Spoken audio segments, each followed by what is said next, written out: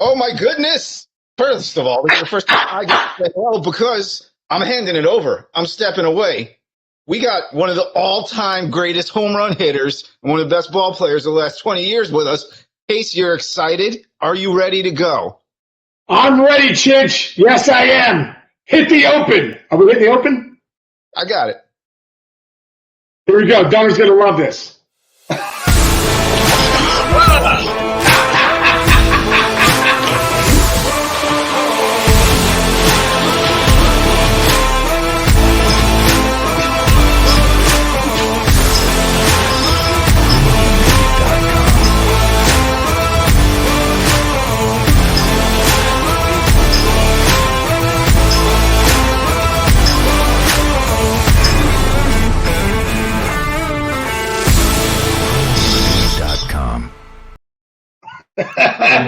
Dunner, I know you love. Hey, listen, Chich, this is such a cool. This is our 6th podcast, and we're, like I said, we're more ready, fire, aim than we are ready, aim, fire. You know what I mean? It's like Dunner when he's hunting. He's just ready, fire, aim, right? So I just want to listen. This episode for me has been the most special one. You know, we haven't even done it yet, but I know I have one of my best friends on here, one of my favorite teammates of all time. One of the greatest home run hitters the game's ever seen, 462 career home runs, which is unbelievable, which is top 50 all time, tied with Jose Canseco. I don't know if you've done it, probably doesn't even know this stuff, but 14 years in the big leagues, played with the Reds, the Nationals, the White Sox, the A's, 5 straight seasons with 40 or more home runs. The guy was a walk machine, 854 career OPS, which is elite. And just bottom line is one of the greatest teammates I've ever had, one of my best friends. Dunner, welcome to the Mayor's Office podcast, Dunner. This is the hardest podcast show interview. It's the hardest thing in the world to get on. I've been trying to get on this since literally the first time I heard about it. I'm like, I've got to get on this thing, man. And worked out six shows later, so I'm excited about it. That's right, bro. That's right. You're in. Dude, Dunner, so like for all the people that that'll be watching this, what have you been doing, man? What have you been doing, man? What's going on down there in Texas? You got 4 little ones. I know you got a really little one, which is great. So what's going on in Adam Dunn's life right now, 2021? Yeah, if you would have told me, 20 years ago, how my life would be now, I would have probably, laughed in your face. Like, come on, like, really, you think like I'm going to be getting up and taking kids to school and then picking them up and then, but yeah, I mean, basically, I'm a glorified Uber. I mean, my wife's she's got it even worse than I do. So yeah, I mean, basically running kids around. Baseball never stops, really, and football picks up for them. And my 8-year-old daughter's in softball, and it's I'm telling you, man, it's a grind. Now, are you helping coach with the 8-year-old girl softball? Absolutely not. That is a different beast. People can say what they want about baseball, I'm telling you. And the people that their daughters play softball, they know what I'm talking about. Like, it is a different breed of people. I mean, they are in it, son. I'm talking like win at all costs. Well, especially too. I know when I look back at my kids, like especially 8-year-olds. I think in that 8-9-year-old age group, everybody thinks their kids are going to be like the next big leaguers or professional players, and like it's their first experience with sports, and like I always felt like the parents were crazier at that age group than any age group ever. Yeah, 100%, and that's boys and girls. I mean, literally, it is like, if like my daughter doesn't get a hit or she makes an error or like, I mean, I could care less. Like, really truly care less. Like, I just want her to get the game on with. And these people are like, look, like you can see them mean mugging you from the corner of their eye. Like, I'm like, man, she's 8 years, like, God, crazy, man. It really is. Well, dude, we talked the other day, and I FaceTime you, FaceTime me back, and you were in the dugout of your son Casey's game. Yeah. So are you coaching his team? Like, no. So we had no. The coach wasn't working out. So we took it upon ourselves to, thanks for no thanks. we'll see you later. Yeah. So that was I don't want to go with my kid, man. Go ahead. Can I ask you guys a question? I always wonder this with like the former athletes. Like when your kid comes home and like all of a sudden like their elbow is up and they're standing like this or whatever, and you're a former big league player, do you go to the coach and go, stay away from my child, or do you kind of have to find some sort of vibe there that works?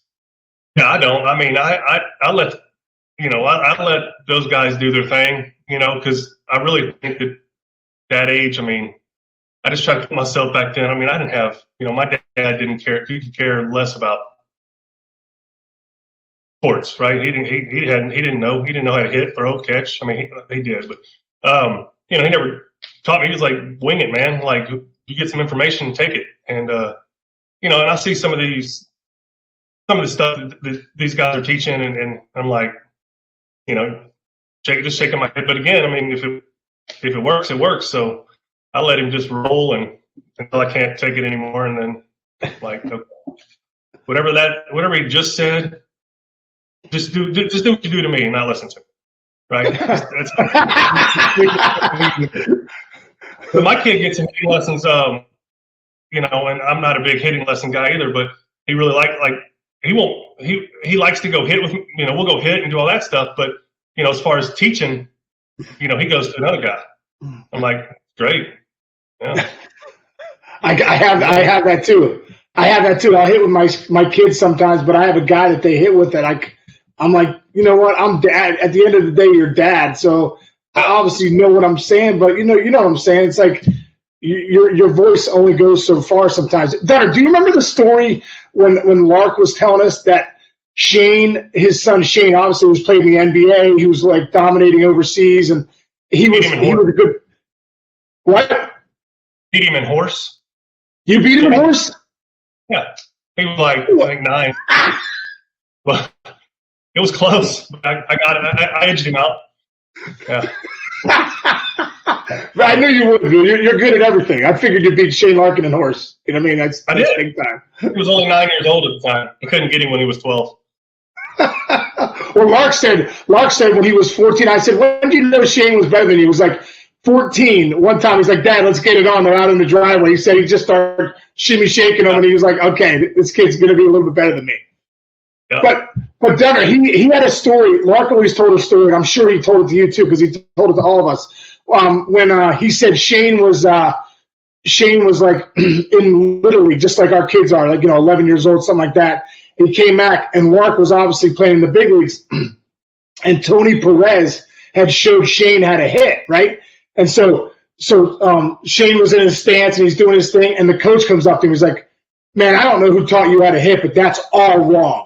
He's like, this guy that taught you how to hit has no idea what he's talking about. Meanwhile, it's Doggy Perez, one of the greatest hitters of all time. And that's one of the things. That was one of the reasons Shane decided to just play basketball, because he called Lark. He's like, "Hey, Dad," he's like, "I don't really like this coach. I'm starting not to like baseball a lot. And you think I could just play hoops?" And Lark's like, "Yeah, go ahead, just play hoops." So maybe one day you can beat Dunner. Maybe one day you can beat Dunner and horse. That was his whole freaking thing. Yeah, he could eat maybe now. Good athlete.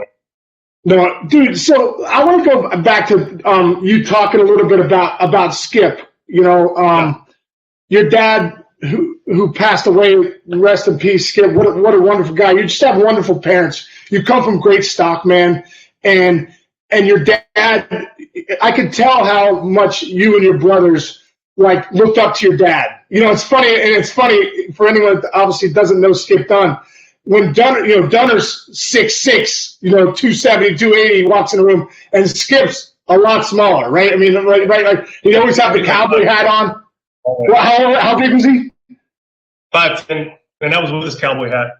He's probably about 5'9". Yeah. Oh yeah. 5'9", 5'10" with the cowboy hat, and just like had the Texas drawl. Just one of the greatest human beings ever. And you were just talking about him a little bit, like the role that he had. What were some of the lessons you learned from Skip growing up? In that household of the Dunn boys. Yeah, I mean, there's a ton of them. I mean, literally. I mean, like he was literally one. He was. I mean, he's the best person. You don't get any better than him. I'm really like he's. So it's like, Dad, you can't be this good. I mean, you can't be this good of a player. Like it's impossible. But he was a true cowboy, man. Like if it was 1850s, he'd fit right in. And he literally lived by the handshake. His oak kind of motto, and he would call me every single day at 11 o'clock, every day at 11, and yeah, awesome, and great. Like he was the best, man. When you were on the baseball field, because I feel like looking back, it used to drive me crazy when I'd hear people chirp and say, "Hey, does Adam Dunn like baseball?" And I'd say to myself, "Does Adam Dunn like baseball?" Like, this guy is the greatest teammate you could ever have. This guy plays 162. Like, I remember days, Dunner, where you had the banged up thumb, the wrist, the knee, but you played. Like, you always showed up. It was unbelievable. Like, of all the guys I played with in my 12 years in the big leagues, like, as far as a guy posted every day for his teammates, like, there was something about you. And I was always like, is that a Texas thing? And then the more I got to know you and your family, I'm like, man, that's a Dunn thing. Like, I almost felt like that's something you got from your house. Can you talk about that a little bit about you showing up every day? Like, go back and look at your stats. You look at the games played, 159, 160, 162. Like, you really showed up. Could you talk about, like, where did that come from? And some of the things that maybe Skip taught you along the way for those, for that feeling. And that's easy. I mean, that was from a very young age. When I remember not wanting to go to, I think it was basketball practice.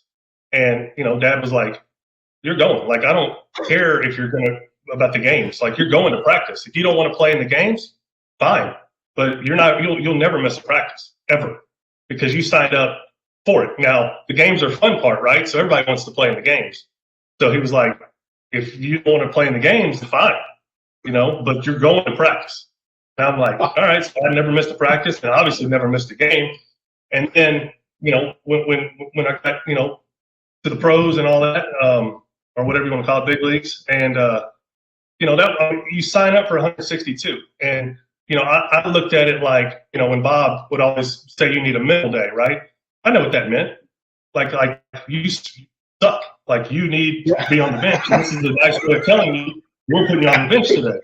And that's how I looked at it. Like, I don't want to be on the bench. Like, I want to play. And, you signed up for 162 of these things, and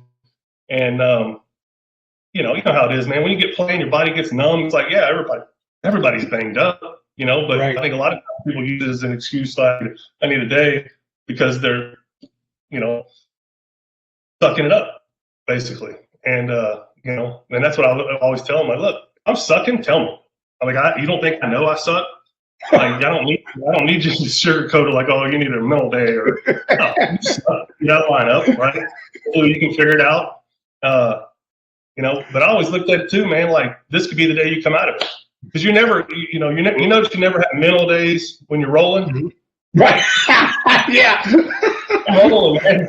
Okay, I gotta whatever. I'm rolling. Oh, you got a minute. Oh, you don't either. But yeah, I mean, that could be the day. That could be the day that things turn around. So, that's how I always looked at it. Like, I signed up for this. 162 of these things, and if I don't play in 162 of them, then I'm not doing my job. Yeah. Wow. What's funny is the mentality is so different now in the big leagues. I feel like guys get rest days and they do all that stuff. It's so different. Like, that's what I say when I look back at your career, bro. I go, no, this guy wanted to post every day. When you see 160, it was Bob Boone or somebody telling him you need a medal day. Like you never went into the office and were like, "Hey, I need a day." Like that's such a mentality thing. It's just you don't see that nowadays too in the game. Yeah, and I think a lot of it has to do, and I think a lot of people, because I love football so much, and back 15, 20 years ago, it was you really weren't in the minds of other people, weren't really like, how can this guy really love two sports? Like he plays baseball, how can he hates baseball?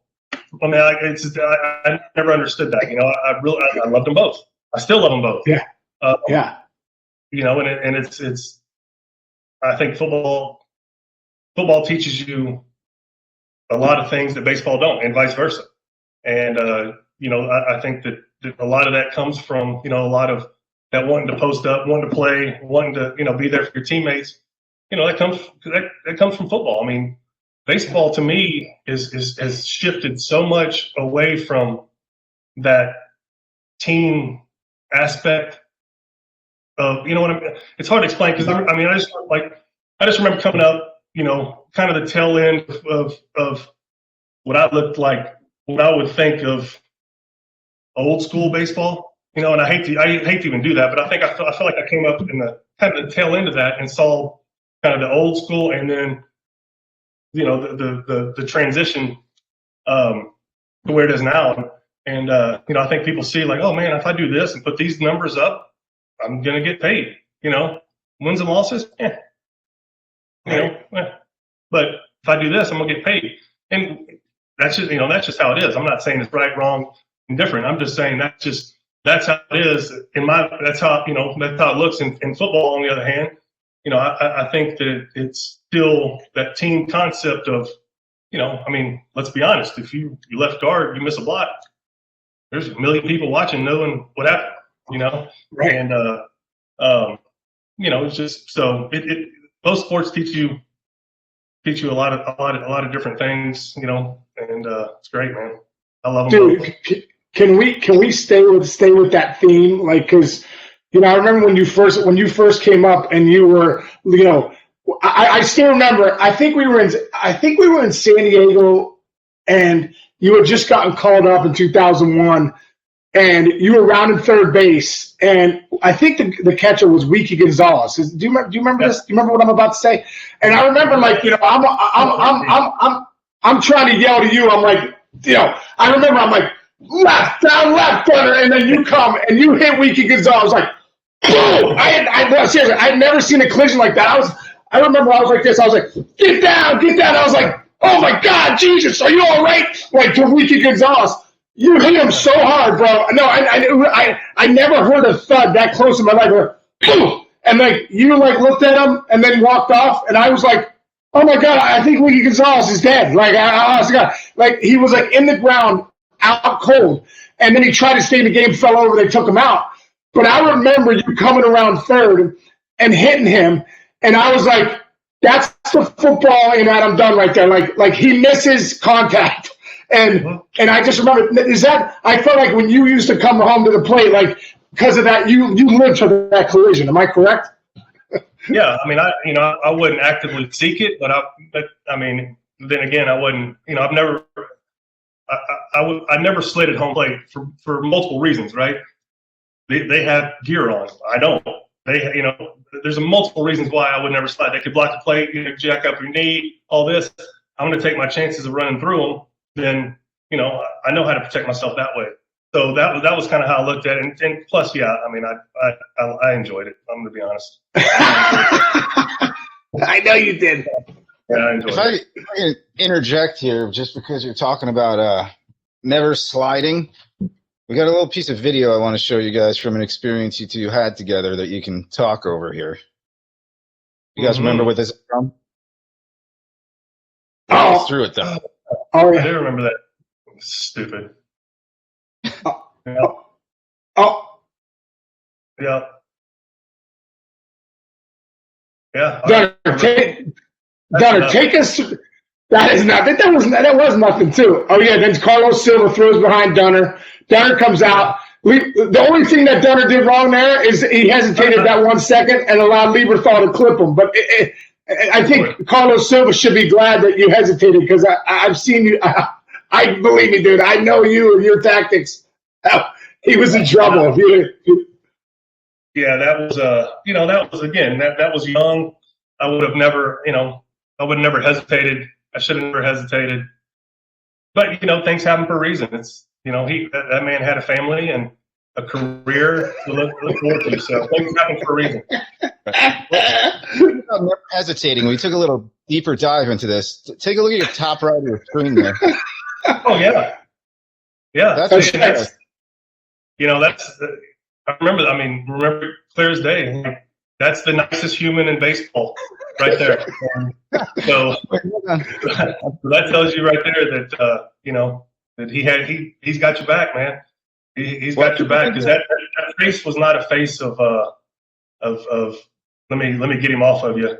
Face, I'm gonna kill you. Sean, this entire week has been one of the biggest things he's been talking about is how much you had your teammates' backs, and he had multiple stories about this. But Sean, tell the story about with the Giants back in the day. Oh yeah. By the way, let me go back really quick to that brawl because I remember, like I said, Dunn and I are so close, and there's something about when you see a violent act to your buddy. I know it's in a baseball game or something like that, but when you see something happen, something triggers in your mind. Like all of a sudden, you're like, I gotta protect my boy. You know what I mean? And I remember running out there when Dunner went down, and I was running out there, and then when Silva kind of cheap shotted Dunner on the ground, like I remember thinking to myself, no, like, and that was my first 3-game suspension. But I just remember something flips in your head, like, no, that's my guy, that's one of my best friends, like. It's just, I think, would you say that's right, Dunner? In the middle of brawls, something happens, No doubt. There's something that, yeah. I mean, it's that, that protective nature of, like that's these are my people, man. Like and if I'm able to do something to protect them and you're doing it. Yeah, for sure. I also remember too, the one time we're playing the Giants. I think it was 2002. I don't know if you remember. I'm sure you remember this too. When Gabe White threw in the ball. Remember, Bonds stood right on the plate, right? So right on the plate, and Gabe White came in one time, and then Bonds took exception to it, and it was almost, it wasn't even in. It was like just up, right? Yeah. And I remember the next inning I had come up, and I just was coming back from a concussion, and I remember Frankie Rodriguez, or I think that was his name. He threw one like 99 off my shoulder, and it ended up hitting my head. And then I came out, threw my helmet down, bench is cleared. I remember Bonds coming in and being like, good job to him, and we were kind of jawing back and forth. But I remember the look in your eye, like you kind of went after those guys, and you were right in the middle of it. And I remember that felt so good. But I think you were up next, and you hit a 2-run homer, a 3-run homer, and I can remember scoring. I get the chills talking about it right now. But I remember scoring, and you came in and you high-fived me, and I remember the look on your face was like, I got you, man, I got you. Like I just, in my 12 years, man, I just want to say thanks. Like I remember that moment. I'll always appreciate it, man. Always. No, I remember that vividly. Yeah, because it goes back to what you're saying. I mean, that you go from scared that something really bad just happened to like a sigh of relief that it didn't, to pissed, ready to kill it. Yeah. And all those 3 emotions within a minute, and but then the piss takes over, and then it's like, all right, let's lock it in, and I'd rather hit line back at him, but homer alert. Oh man, that was awesome, dude. It's so good to even think about these times.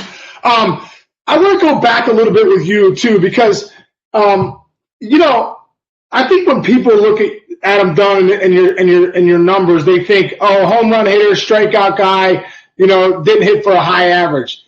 But I knew it different when you first came up even in the minors. You were a high average. It was like almost opposite. You were a high average guy, low strikeout, and you still hit home runs. Like you were like I think when you first got called up in 2001, you were hitting close to 340, 350 after you had just hit a crush one off the restaurant at the Futures game. Like, can you talk about yourself as an evolution of a hitter, as a hitter? Yeah. And I can almost pinpoint what happened, but that might be for like your episode like 50. No, tell me what was it? Jim Lefebvre? No. So we had, being young, right? Being young and impressionable is great until, you get somebody that, maybe wants to change something that's not there or, anyway. So basically long story short is I worked with somebody for about a year and a half and doing things that I was told by other players who had them for, like, stay away, man, stay away. But again, you're 21, very impressionable. So to the fault of me, I would continue doing these things that, in my head, I didn't feel right. In my head, I'm hearing like, I don't hit, I don't pull the ball enough. I walk too much. And these are true. I mean, this isn't fabricated here. I mean, this is what I was being told. Like, that I'm big lefty. Why am I hitting the ball the other way? You don't need to hit the ball the other way. You don't pull the ball enough to be this guy. Blah blah blah. And you walk too much. Which I can see that. But so we worked on some stuff that got me in some habits that that I could never truly get out of ever. And and it wasn't lack of trying, it wasn't lack of going back watching video. I could never get this feel back because I watch tapes of like you said, the Futures game, and I watch tapes of 2001, and I watch this and that, and then I see what all that guy, and then 5, 6, 7 years down the road, it's true. It's just I don't even recognize that guy. But I could never get back, and that was my fault. I'm sorry to interrupt here, but what's your take, Dunner, on analytics now? I mean, it's such an analytical game, and it kind of sounds like you were getting pushed in an analytic direction. Do you follow along with that? Do you see, all the spin rates, the backswing, all that kind of crap? The exit velocity, all that crap. Yeah, and here's my thing about it. Like, I'm not educated enough on that subject to talk about it. Some of the stuff, I look at it like this. I look at it like, I fish, right? I enjoy bass fishing. That's what I do. So you have all of these tools in bass fishing, right? You got different lures, different colors. You have, your electronics. You have all these different tools, right? You don't live by one tool, right? You use all of them together to come up with, this body of work, this game plan. And I think analytics stuff's the same way. I think if it's not the gospel by any means. There's things that these analytics, in my opinion, they don't measure, right? They don't measure. There's no way to measure them. So I think if you're solely relying on numbers and these analytics and things like that, then I think you're probably doing a disservice to that player and obviously, maybe the team. Well, the interesting thing about the analytics and stuff, it's so funny that,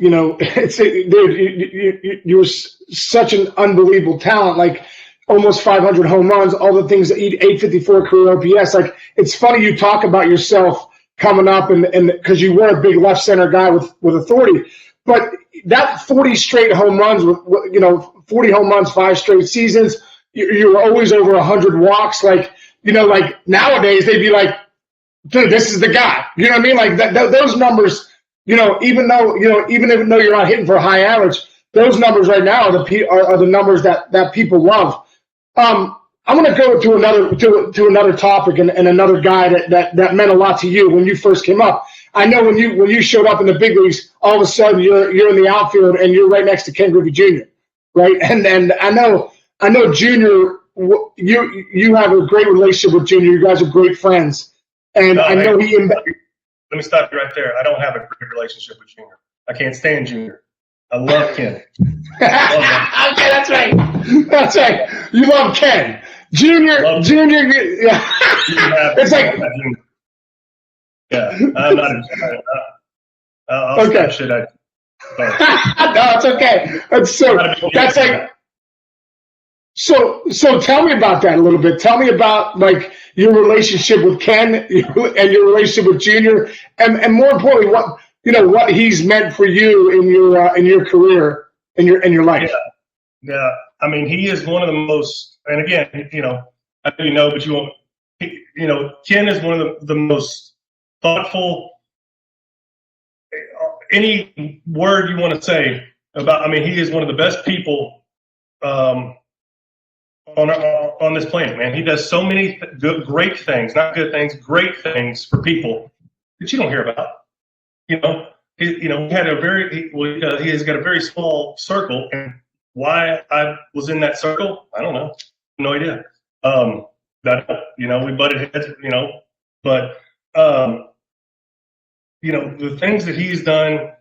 I could go on and on, but you never hear about it. You never hear about it. All you ever hear about is the negative stuff, right? The negative stuff about Ken and all this, and I would take it just like we were talking about. I would take it personal, You guys have no idea what this guy goes through. I mean, I've seen the stuff that he went through. The injuries. Most people would have quit. Like I wanted to quit, and I wasn't even hurt. Like I wanted to, to see the abuse this dude's taking, and I'm like, what do you do? Why do you do it, bro? He's like, I love it. Like I love it. Like I love it. And people didn't see that side. They saw Junior, right? They saw the hat backwards, that guy, and that's the guy that he had to be, that he's been, his whole life being the superstar, right? But when you kind of got into that circle and saw Ken and understand Ken and know Ken, I'm telling you right now, he is one of the best guys there is, and he's helped me with so many things on and off the field. Just really, man, really, just I'm very fortunate for him to be in my life, and let's take away from Ken for a little bit and think about the group that we had coming up. And me, not you were there, right? But think about our group. We had some of the best people, some of my best friends. You, Booney, Pokey, Dimitri. I mean, I can go on and on, right? LaRue, all these guys. They're some of the best people there is. Some of my favorite times, man. And I couldn't have been placed in a better situation than I was placed at the time. Getting drafted, coming to Cincinnati. Because if I would have probably went to New York or LA, you'd probably find me dead in the gutter somewhere. But, I mean, this is great. Dude, I feel the same way.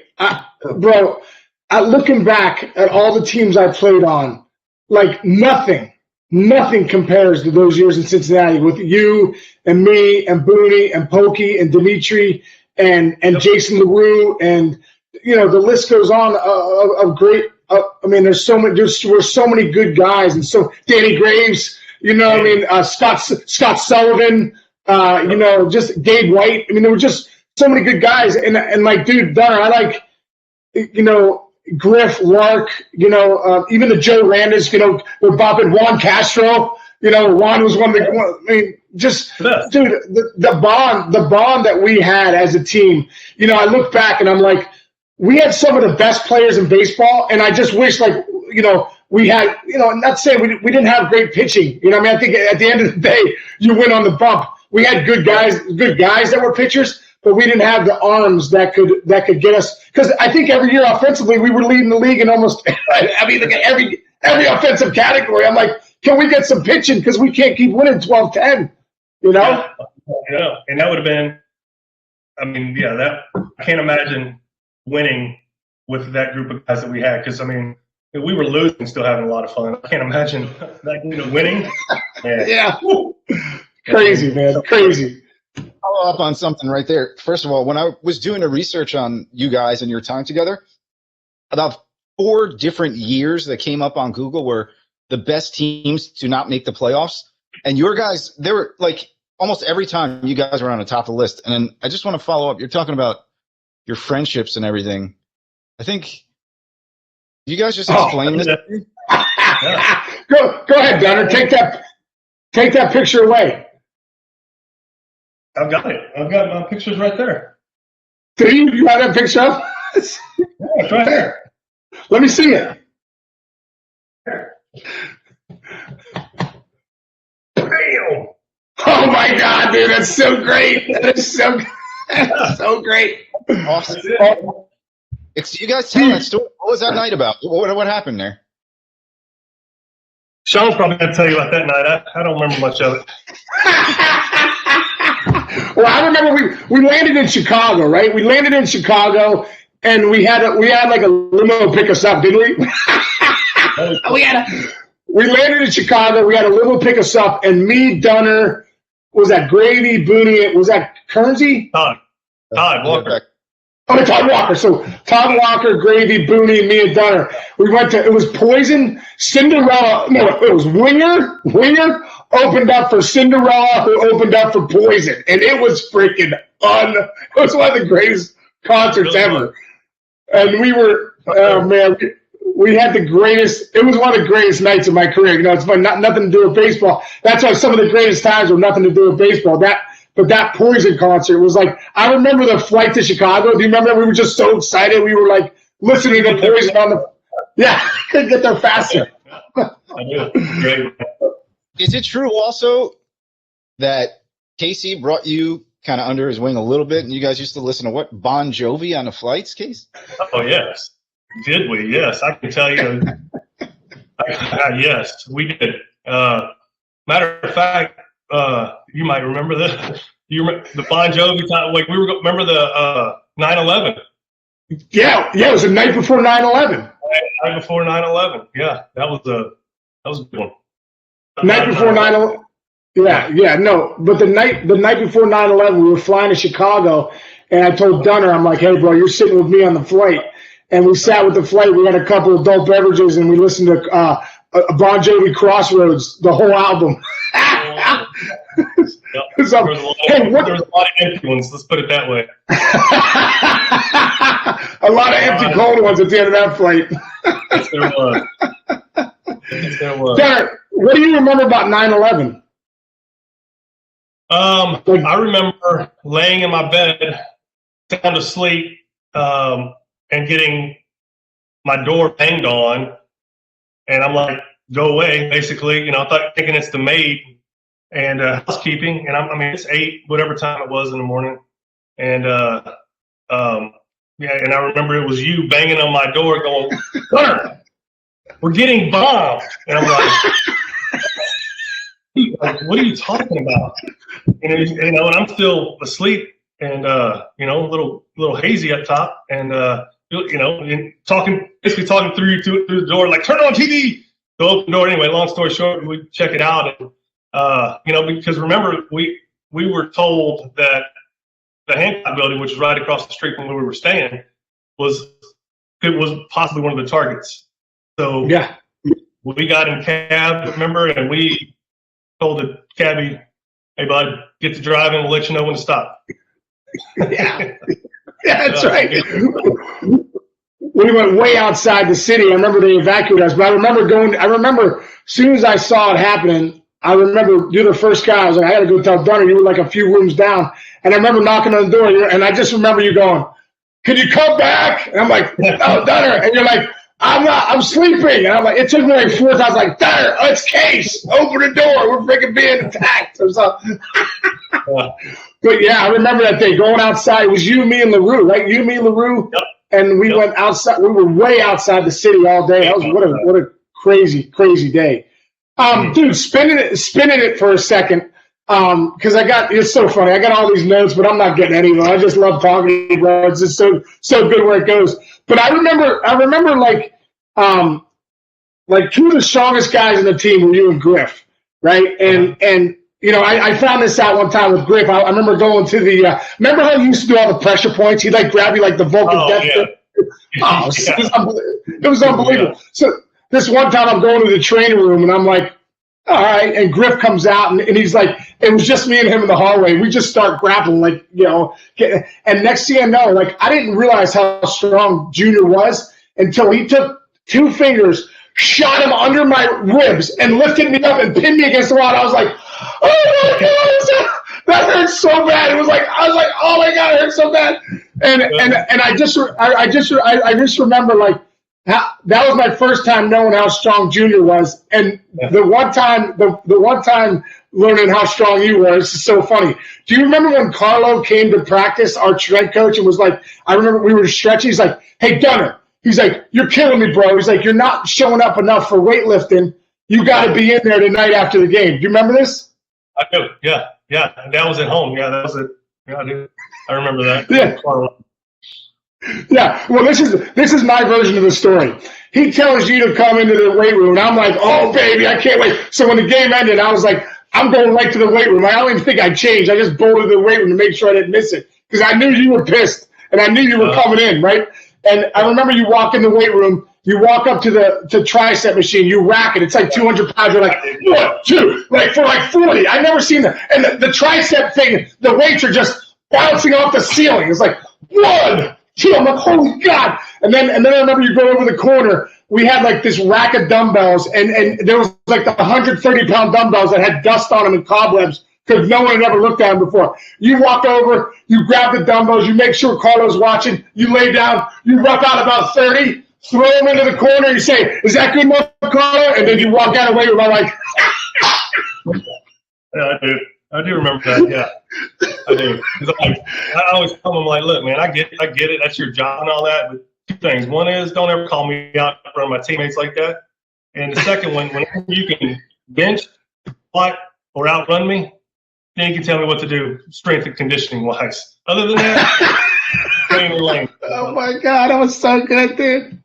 So good. Oh yeah, oh Carlo.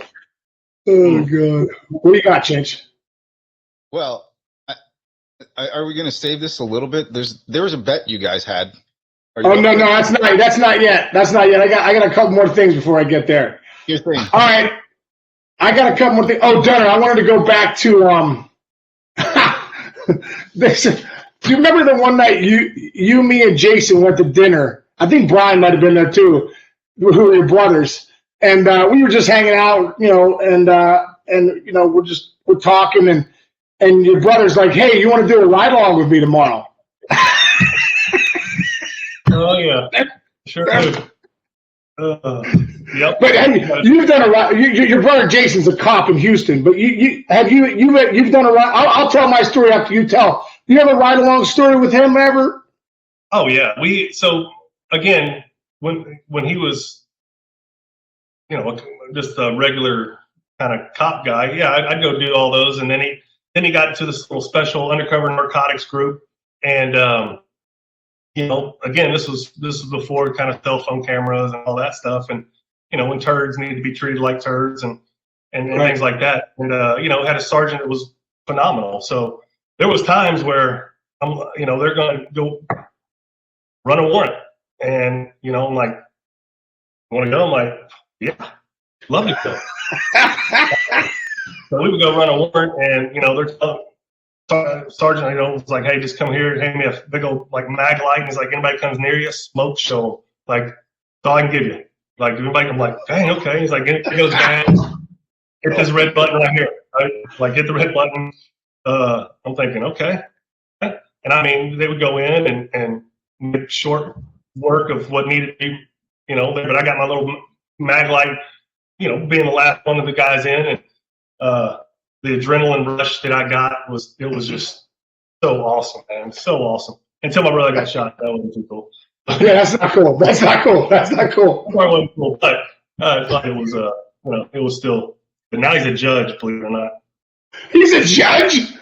Dude, it's unbelievable. Yeah. Oh my God, no way. Jason's a judge. Yeah. So he got out of he did really good, and they had some like national award. He won some national award, all this, and just the way the police officers now get treated, and it's dangerous. It's bad. So anyway, long story short, he ended up running for judge and won. So now he's Judge Jason. Wow, dude, that's the opposite. I would never think he'd be a judge. No, and he's actually a really good one. Yeah. Oh my God, I just now my story is the reason I thought he would never be a judge. Yeah.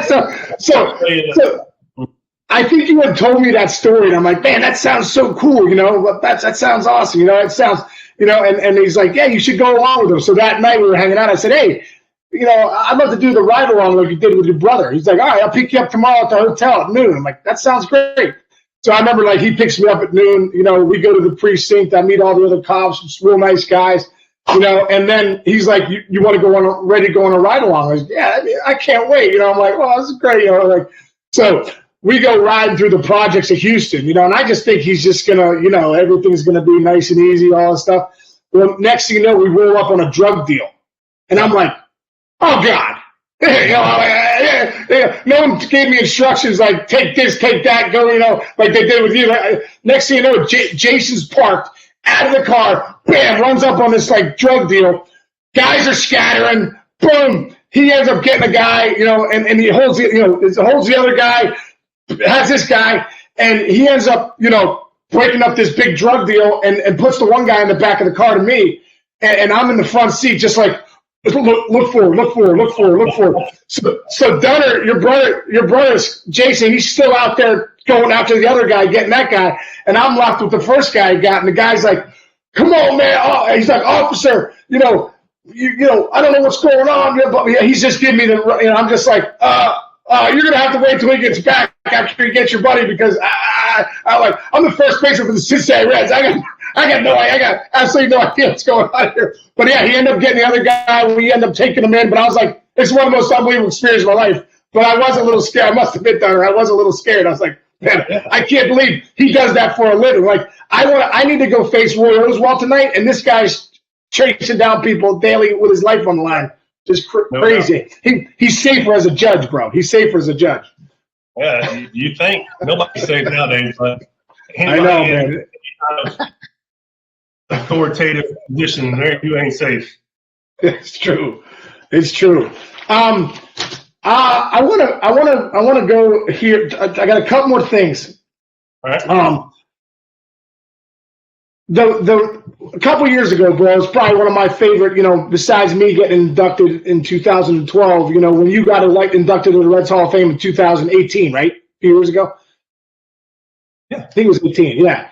So. Can you talk about that a little bit, man? Like what that means to you to be inducted as one of the Redlegs, for people that don't know, 150 years, oldest organization, Big Red Machine, some of the greatest players in Cooperstown are in that Hall of Fame. What did that mean to you going into the Reds Hall of Fame? Yeah, and I really want people to realize how serious I am when I say this. Like that to me was the single greatest honor that I've ever had in sports. And one of the greatest of my life, and because I want people to realize how much I cherish and value that tradition of not only the players there, but the city, the fans, everything that goes with Cincinnati baseball.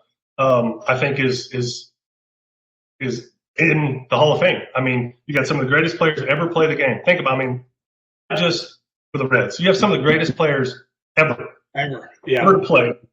The best at their position all time. And I get goosebumps talking about it. And just to know that one day I'll be able to take my kids and go, hey, this is Johnny Bench, right?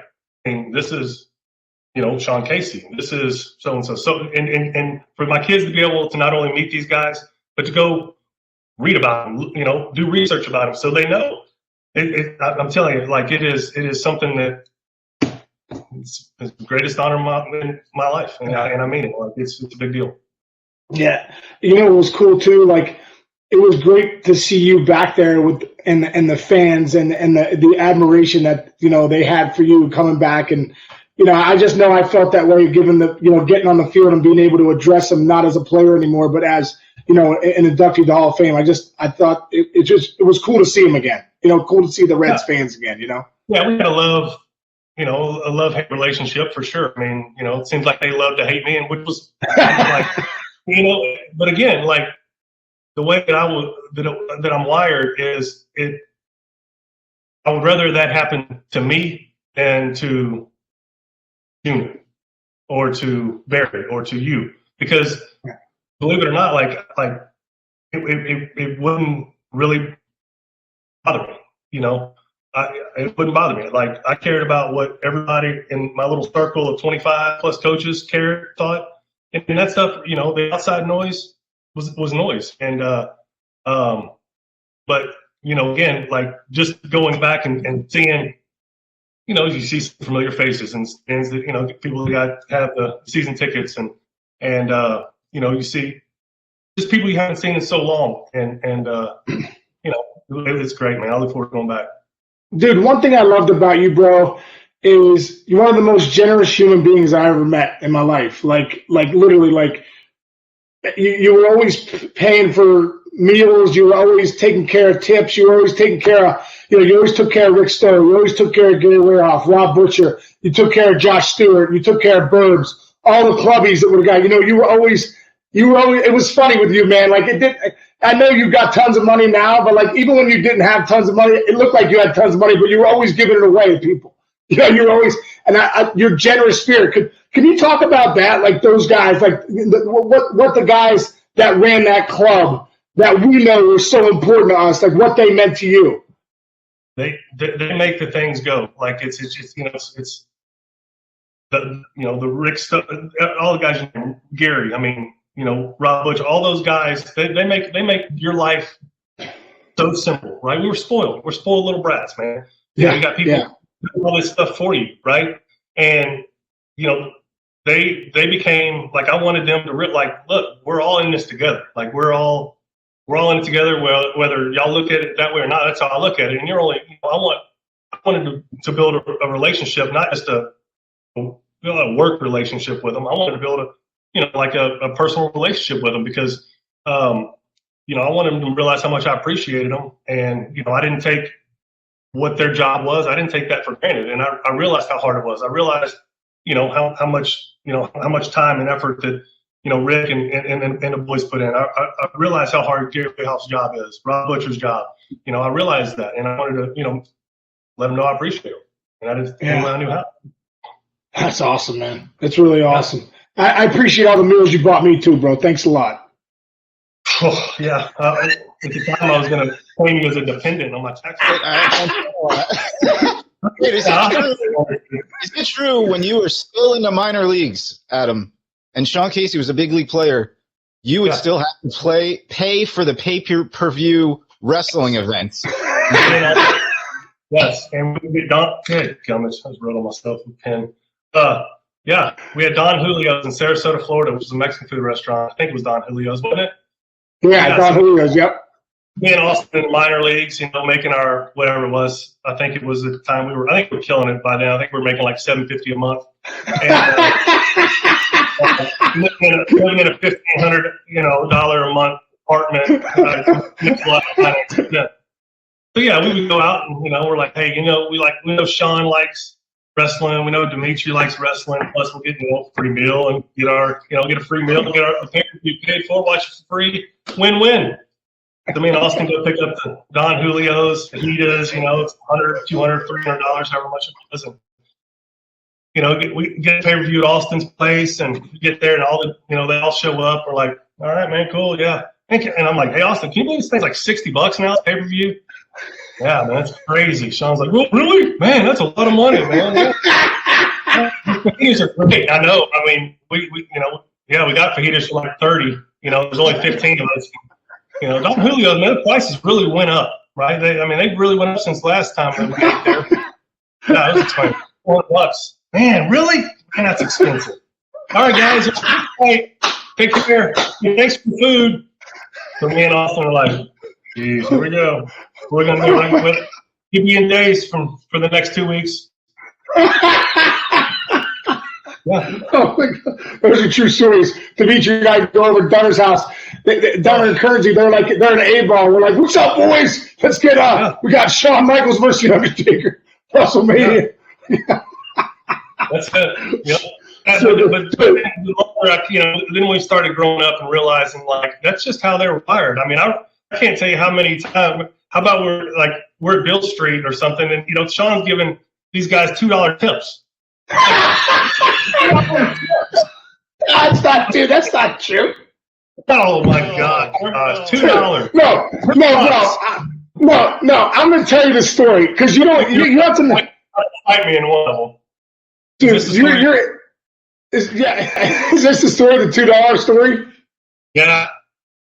So I gotta tell you the story. I gotta preface the story because you don't even know this story. When I was at the big leagues, when I was first with the Indians, I'm with the White Sox, and we're coming downstairs. Do you remember a guy named Jeff Manto, right-handed hitter? Like he's like almost like the Crash Davis of the minors. Had a little time in the big leagues, so he gets called up. What? Talk to him all the time. Yeah, there you go. Yeah, exactly. So we go down. Do you really? You talk to Mantle all the time? Yeah. He was my hitting coach for us. That's right. He was your hitting coach in Chicago. That's right. Yeah. I mean, I talked to him last week, literally. Oh my gosh, dude. Well, Mick's the greatest. So obviously this story's even better. So I come downstairs, and you know Mick, crushing heaters in the dugout. You know what I mean? Homer then a heater. So I go downstairs after my 3-game series ends. I come down with this big bag, right? And I'm about to get on the bus there. It was 6 minutes till the bus leaves. Big league bus league yard. Mick goes, "What are you doing?" I go, "I'm taking my bags to the bus." He's like, "This is the show. You don't ever touch your bags at the show." He goes, "Go upstairs and return your bags right now and call the bellman." I'm like, "Are you serious?" He's like, "Yeah." I'm like, "There's 6 months till the bus leaves." He goes, "Take a cab." He's like, "You don't touch your bags in the big leagues." So I go running upstairs, and before I get up there, I go, "Mick," "What do I tip the guy?" He goes, $2 a bag. He goes, "You got 2 bags? Give him $4. So, all right, cool. So I call upstairs. "Hey, can you take? I'm in room 383. Casey, can get my the bill." Guy comes out, I give him $2. So fast forward till 2003. Me, Dunner, Dempster, and Kearnsey. We come back to my room after we get into Chicago, and then you take it from there about what happened when. I wasn't even going to tell that story. I was going to tell the Bill Street one where the credit, you were going to put the tip on the credit card. Oh no! Oh, all right. We'll tell that one in a second after I finish this one. When in 2003, Dempster, Kearns, and Dunner in my room, and the guy comes up, and I'm making $8.5 million at the time. And the guy, I have 2 bags, and I gave him $4. And Dunner's like, "Bro, did you just give that guy $4? I go, "Yeah, it's $2 a bag." He goes, "Are you kidding me?" He goes, "I give $100. I give $100 for the belt." I go, "Are you serious?" He goes, "Jeff Mantle told me 6 years ago it was $2 a bag." He goes, "Not when you're making $8.5 million. It's not." We used to wear him out. John had to take a lot of the brunt of the jokes because we go in. This is a great one too. So in the clubhouse, we would sit there every day and I can't remember if it was me and Booney but I would always play a game of how much cash Sean has in his wallet, right? So we would set the total every day of, sometimes it's $21, sometimes, very rarely is it ever over $20. Very, very rarely. It's great. Yeah. When they would come over, they'd have their bet. They'd bet And they bet how much money I had. Sometimes I pulled out. I had $7. I remember one time I pulled out $7, like 7 ones. They're like $7, and Dunner's like $7. Pay up. All right, tell the Beale Street one. Tell the Beale Street story. Yeah, so there was a little restaurant we would go eat at, and for lunch, I'm looking at Sean's like, I got this because I think I had a sweet tea and that's about it. So Sean was like, I got this one.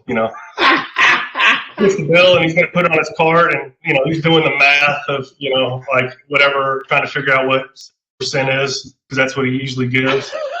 And that's not true. That's not true. Like, you really going to give him like $2.50, man? Like, they take it out of some credit card and have a fee, and I'm like, here, just give him a 20, like $20.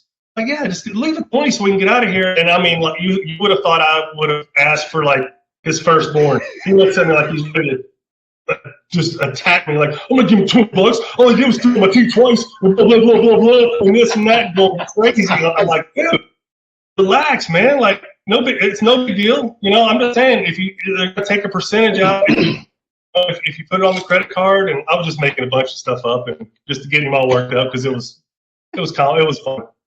Dude, well, that's so Dunner right there. Like, he does anything he can to make you feel uncomfortable. It's like, they're like, oh, here we go again. So like the waitress comes over, he's like, Case. He's like, you're not gonna tip her on you're not gonna give her cash? You're not gonna give her cash? And I'm like, fumbling. He's like, dude, she's got to pay 4% on the credit card if you don't give her cash. And meanwhile, this like girl from Kentucky's like, yeah, give me cash. I'm like, this guy is freaking up. It's unbelievable.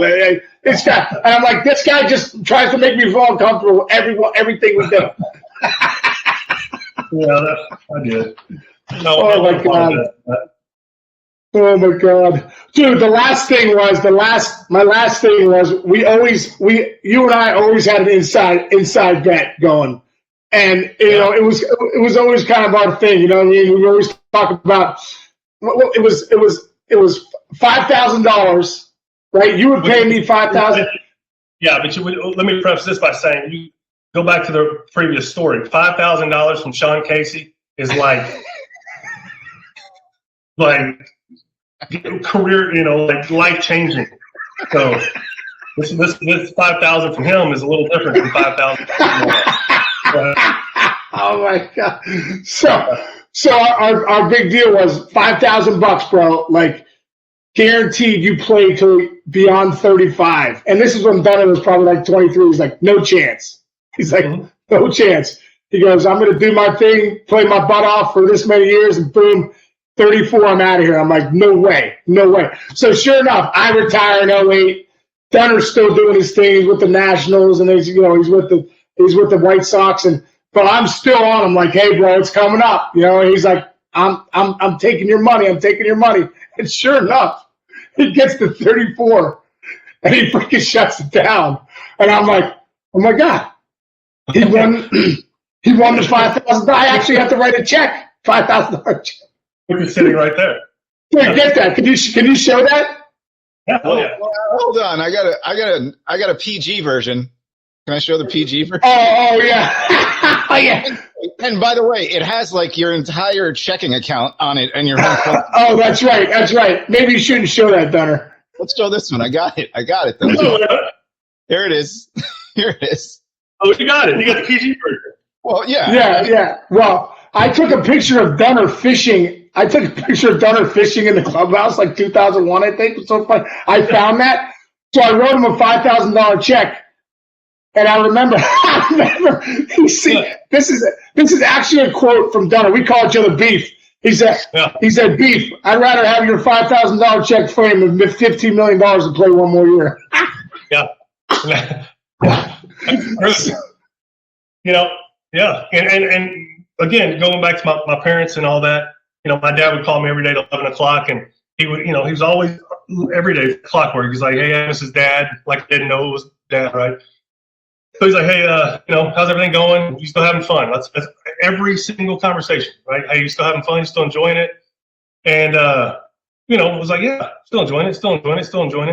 And, when I was like, because when we made this bet at the time, I didn't have kids, obviously, and I was thinking ahead of, you know, I want a life after baseball. My kids, if I have kids, blah, blah, blah. As soon as I start being able to pick up a phone call, kind of asking where you at, what's going on, because they don't understand, they don't know. You know, and I just figured 35 at the time was old. Like, you know, I looked at it, God, 35, that's old, man. I'll be done anyway. It's an easy bet. It just so happened to work out the way it worked out. But yeah, man, it was, you know, I knew that I didn't want to be one of the guys to hang on forever, you know, just chasing numbers and you know, and I think, you know, you could see there towards the end of my career, I wasn't having fun, man. If I'm not having fun, it's hard for me to it's just hard for me to go about it. And, you know, I wasn't enjoying it. And it was a very easy decision for me to chuck him the deuce and you know, let some young bucks come in there and dominate. Oh man, dude. Well, Brian, it was one of the greatest, such a great career, man. 462 homers. Like I said, your numbers were unbelievable. And I think, you know, before we head off, we want to play a quick game, Chinch, right? Nine innings in 90 seconds. We do a fun little thing down there. I don't know the things, you don't know the things. It's going to be your opinion versus my opinion. Right, Chinch? What are we doing here? You tell us. Well, I win. All right, I'm going to roll the animation quick, and then you'll get the gist of how fun this is.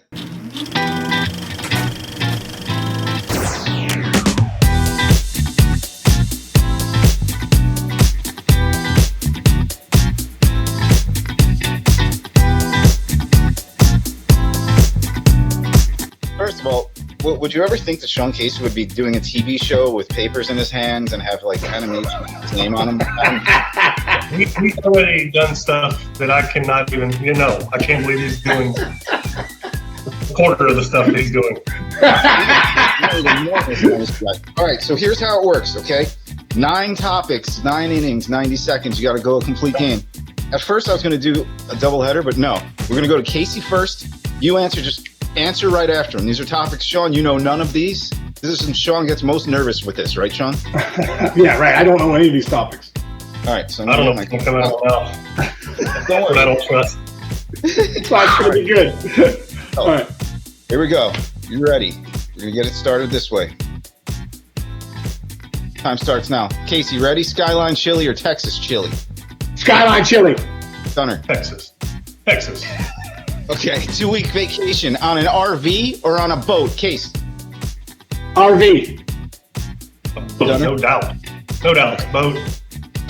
This is a good one. Would you rather vomit on your hero or have your hero vomit on you? Oh my God! I'd rather vomit on my hero. 100% vomit on your hero. I don't want someone vomit on me. I don't care. Yeah, I can let my kids do that. Muhammad Ali or Mike Tyson? Tyson. Excellent. We got 45 seconds left, but who cares? Pancakes, French toast, or waffles? French toast. For me. French toast and waffles. All right. Oh, this is a good one. Yes or no? Tim Tebow will be a better NFL tight end than he was an NFL quarterback. No. Yes. Quarterback better. He's not going to be a good tight end. All right. He will be, but he won't get a chance. Nice. Okay. Better superpower. Time traveling or the ability to eat whatever you want and not get fat? Time travel. Time travel. Okay. Would you rather have all traffic lights be green for the rest of your life or never have to stand in a line again? Line. Traffic lights. Okay. Line. You guys are going opposite. You don't stand in line anyhow, Dunn. You don't stand in line. You know everybody. You don't stand in line anyhow. Hey, All right. I kind of enjoy traffic lights. Time to slow down now. There you go. This last question is just for Dunner. Describe this picture in just one word.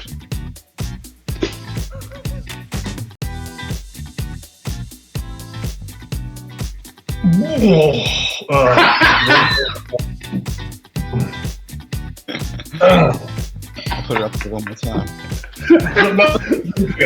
Playing with this guy? Do you remember playing with this guy? That was just one word. I don't. Golly. You guys, Yeah, I can't. I don't know. That's bad. What are you thinking?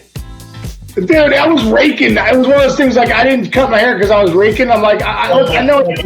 Like the time you were raking, you know, and I'm in the shower, right? Taking a shower, right?